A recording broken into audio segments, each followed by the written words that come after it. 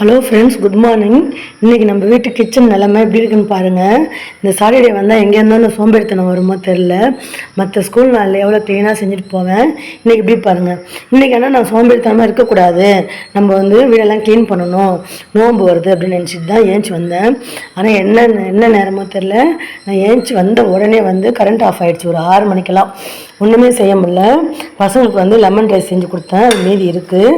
இப்போ இந்த ஹாட் பாக்ஸில் எடுத்து மாற்றி வைக்கணும். அதுக்கப்புறம் ஒயிட் ரைஸ் மாதிரி இருக்குது. அந்த ஒயிட் ரைஸ்க்கு கொஞ்சம் ரசம் வச்சுக்கணும். முருங்கைக்கீரை செய்யலான்னு பார்த்தா நேற்று நைட்டு நல்ல மழையில் நனைஞ்ச செய்யக்கூடாதுன்னு சொல்லுவாங்க. டிஃபனுக்கு என்ன செஞ்சேன்னு கேட்டால் தோசை ஊற்றினேன். கரண்ட்டு இல்லைங்கிற ஞாபகம் இல்லாமல் வெங்காயம் தக்காளிலாம் வதக்கி சட்னி ரெடி பண்ணி வச்சுருக்கேன் பாருங்கள். பழுத்த பச்சை மிளகா தான் யூஸ் பண்ணி வதக்கி வச்சுருக்கேன். சட்னியும் தாளிச்சிட்டு நம்ம வதக்கினா நம்ம ரெடி ஆகிடும்.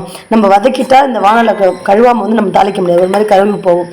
அதனால் தாளித்து கொட்டிட்டு வதக்கினேன். கரண்ட் இல்லை, ரசம் கொட்டி வச்சுருக்கேன், ரசம் தாளிக்கணும். பசங்களுக்கு தோசை ஊற்றிட்டு நேற்று வச்சு சாம்பார் கொஞ்சம் இருந்தது, அதை சூடு பண்ணி வச்சுருந்தேன். அதை தொட்டுக்கிட்டு தோசை சாப்பிட்டு போயிட்டாங்க. இங்கே கொஞ்சம் மழை பெஞ்சாலும் உடனே கரண்ட் ஆஃப் ஆகிடும். நைட்டு ஃபுல்லாக மழை, அப்போலாம் கரண்ட் ஆஃப் ஆகலை. ஆனால் காலைல 6 மணிக்கு ஏன் ஆஃப் பண்ணாங்கன்னு தெரியும், இது வரைக்குமே கரண்ட் வரல. அதனால தான் கொஞ்சம் வேலை டல் ஆகிடுச்சு. வேறு ஒன்றும் இல்லை ஃப்ரெண்ட்ஸ். எனக்கு ரொம்ப தலைவலிக்குது. எனக்கு நிறையா முடி இருக்கும். எனக்கு தெரிஞ்சவங்களாம் தெரியும். நான் ஒரு கான்வெண்ட்டில் வேலை செஞ்சேன். அவங்க சொல்லுவாங்க, நீங்கள் சாப்பிட்றதுலாம் டைரெக்டாக தலைக்கு எறியது போல இருக்குது, உடம்பு ஒல்லியாக இருப்பேன், முடி தான் நீட்டாக இருக்குது, உடம்பு ஒல்லியாக இருக்குது அப்படின்னு சொல்லுவாங்க. ஆனால் இப்போ இந்த முடி ரொம்ப கொட்டுது, சொல்லவே முடியல, ரொம்ப கஷ்டமாக இருக்குது. முடியே இல்லாமல் மொட்டையாகிடுற நிலைமைக்கு வந்திருக்கு. என்னென்ன பண்ணுறதுன்னு சொல்லிட்டு நான் என்ன பண்ணேன், வெந்தயத்தை ஊற வைக்காமல் வெந்தயம், செம்பருத்தி பூவு, கருவேப்பிலை இதை அரைச்சி பேஸ்ட்டாக அதை தலையில் தடவிட்டு தலை குளிச்சேன் நேற்று. அப்போ என் ஹஸ்பண்ட் சொன்னாங்க, உனக்கு சளி பிடிக்க போகுது, ஒத்துக்காதுனாங்க. குளித்தேன். அது நைட் ஃபுல்லாக தலைவலி. எப்படி இந்த முடியை நான் திருப்பி கொண்டு வர போனே தெரியல. இது அரிசி கழுவின தண்ணி செடிக்கெலாம் ஊற்றலான்னு சொல்லிட்டு வச்சுருக்கேன். பச்சரிசி தான் வடித்தேன். நல்லா இவ்வளோ திக்கா இல்லை தண்ணி பச்சரிசி வடித்தேன். ஏன்னா லெமன் ரைஸில் நல்லா பச்சரிசி வடித்து லெமன் ரைஸ் செஞ்சு கொடுத்தேன்.